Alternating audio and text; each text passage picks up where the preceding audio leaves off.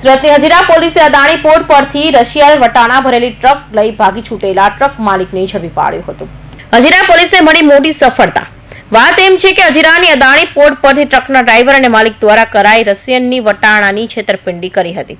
ટ્રાન્સપોર્ટરને વિશ્વાસમાં લઈ પોર્ટ પરથી ટ્રકના ખોટા રજીસ્ટ્રેશન નંબર આપી વટાણાનો માલ ભરી આરોપીઓ ફરાર થઈ ગયા હતા। હજીરા પોલીસે ટ્રક માલિક અબ્દુલ મજીદ ઇબ્રાહીમ સુમરાને ભુજ ખાતેથી ઝડપી પાડ્યો હતો।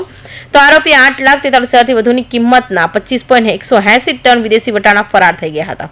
પોલીસે હજીરાથી ભુજ સુધીના 700થી વધુ કિલોમીટરના 300થી વધુ સીસીટીવી ચેક કરી આરોપી સુધી પહોંચી હતી। હજીરા પોલીસે સતત 10 દિવસ સુરતથી હજીરા હાઈવે પર આરોપીને પકડવા મહેનત કરી હતી અને આરોપી દરેક ટોલ ટેક્સ પર ટ્રકનો અલગ અલગ નંબર બતાવી ભુજ સુધી પહોંચ્યો હતો।